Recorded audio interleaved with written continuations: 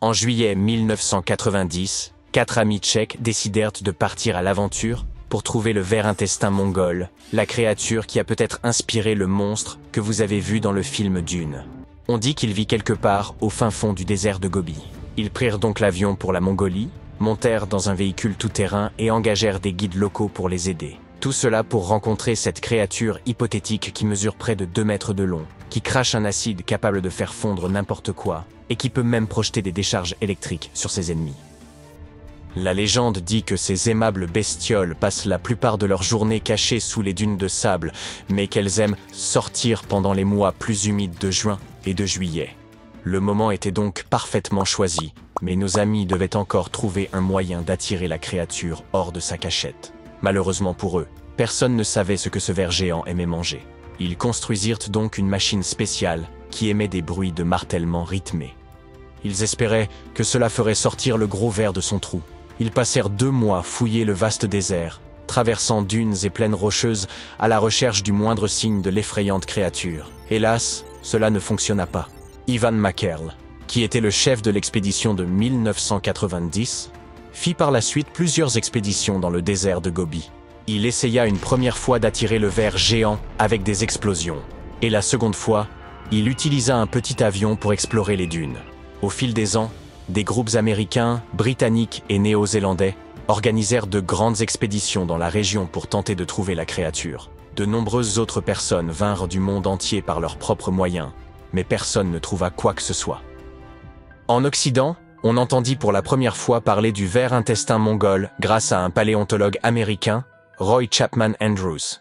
Cet homme courageux servit probablement de modèle au personnage d'Indiana Jones. En 1926, il parle de cette créature dans son livre. Andrews entendit lui-même parler de la mystérieuse créature lors d'une réunion avec des dirigeants mongols qui pourtant ne l'avaient jamais vue de leurs propres yeux. L'un d'eux raconta qu'elle ressemblait à une saucisse d'environ 1 demi-mètre de long, sans tête ni pattes. Selon lui, le ver était si venimeux que le simple fait de le toucher pouvait instantanément vous tuer. Et il vivait dans les zones les plus isolées du désert de Gobi. Andrews ne croyait pas que cette créature était réelle, mais il évoqua ses témoignages dans un autre livre. En mai 2005, 4 chasseurs de monstres britanniques professionnels décidèrent de tenter leur chance. Ils firent des dessins du ver et engagèrent des gens du coin pour distribuer des prospectus dans tout le désert de Gobi. Ces prospectus promettaient une récompense à toute personne susceptible de fournir des informations sur la créature, ou de leur en apporter un spécimen. Selon eux, la machine bruyante que les autres explorateurs avaient utilisée avait plus de chances de faire fuir la bête que de l'attirer. Quelqu'un les renseigna, le ver aimait l'humidité. Ils élaborèrent donc un plan visant à bloquer les cours d'eau, afin de créer des zones humides qui attirent vers le ver. Mais cela ne fonctionna pas, car il était trop difficile de construire des barrages dans le désert. Ils finirent par utiliser de petits pièges, mais ne trouvèrent aucune preuve de l'existence du ver. Mais de nombreuses personnes leur racontèrent des histoires sur les créatures étranges qu'elles avaient vues au cours des 70 dernières années. Au fil des ans, les anecdotes sur ce monstre se répandirent dans le monde entier. Selon certaines d'entre elles, il ne mesurerait que 30 cm de long. Selon d'autres, il était aussi grand qu'un être humain. Il était blanc-gris, ou couvert d'écailles, et brun, ou encore charnu et rouge vif. Certains ont dit qu'il ressemblait à un serpent, ou peut-être à une chenille, ou encore qu'il avait des ailes, et pouvait voler. D'autres pensent qu'il pourrait s'agir d'un être surnaturel maléfique, dépourvu de corps.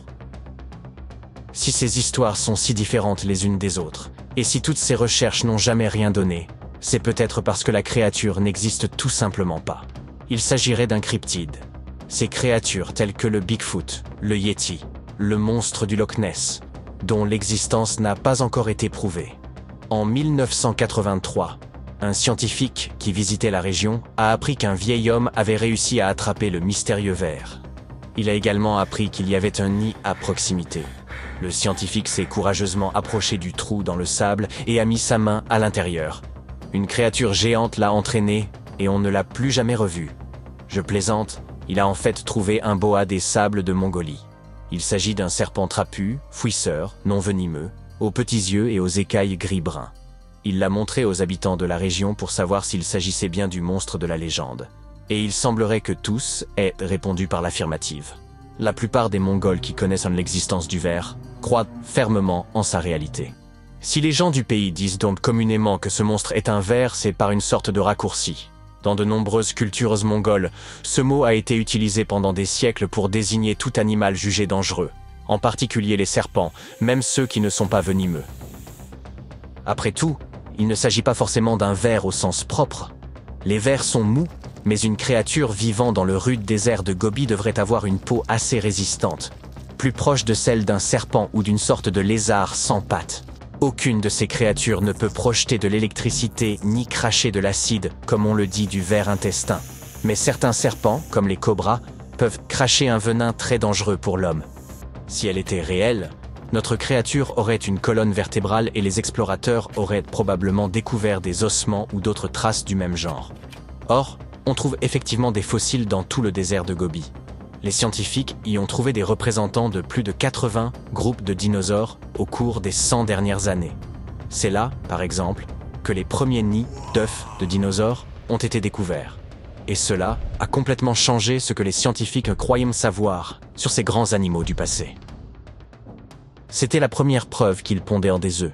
Au cours des 2 années suivantes, la même équipe de chercheurs exhuma plus d'une centaine de fossiles de dinosaures qui furent transportés au Musée américain d'histoire naturelle, où vous pouvez encore les voir aujourd'hui. Certains d'entre eux nageaient dans la mer du Crétacé qu'on trouvait là il y a environ 71 millions d'années. Ils ressemblaient à nos oiseaux modernes. Le mystère du ver intestin n'est toujours pas résolu. Mais il y a une autre énigme que les scientifiques ont réussi à élucider. Au XIIIe siècle, un célèbre voyageur du nom de Marco Polo traversa le désert de Gobi.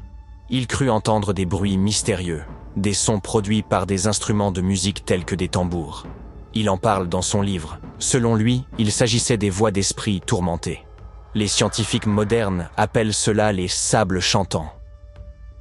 Contrairement aux craquements que l'on peut entendre lorsqu'on marche sur une plage de sable, ces bruits du désert sont beaucoup plus puissants, comme ceux d'un instrument de musique jouant des notes profondes et obsédantes. Au fil des ans, les gens ont avancé toutes sortes d'idées sur l'origine de ces sons, comme la présence d'eau souterraine ou de vent qui ferait vibrer le sable. Cependant, ce phénomène n'est propre qu'à certaines dunes, et les scientifiques ont longtemps cherché à comprendre pourquoi. Parfois, le vent peut provoquer une petite avalanche, et l'on peut alors entendre cette étrange musique. Mais ce phénomène est rare. Pour l'étudier, les scientifiques ont donc dû aider les dunes à chanter, grimpant jusqu'au sommet, puis se laissant glisser sur le dos en utilisant leurs mains et leurs pieds pour pousser le sable vers le bas. Au fur et à mesure que le sable dégringolait, le son commençait à se faire entendre, puis devenait de plus en plus puissant. Les scientifiques sentaient même des vibrations dans leurs mains. Ils ont donc découvert que pour qu'une dune chante, il faut qu'un certain nombre de choses se produisent. Les grains de sable doivent avoir la bonne forme. La dune doit être grande et le sable doit être très sec. Pas de chanson après la pluie. À l'intérieur de la dune, il doit y avoir une couche dure de sable compacté qui agit comme un haut-parleur géant. Cette couche fait rebondir les ondes sonores, rendant le bruit de plus en plus intense et créant une mélodie envoûtante qui vient emplir tout l'air du désert. Et voilà le mystère des dunes musicales résolu.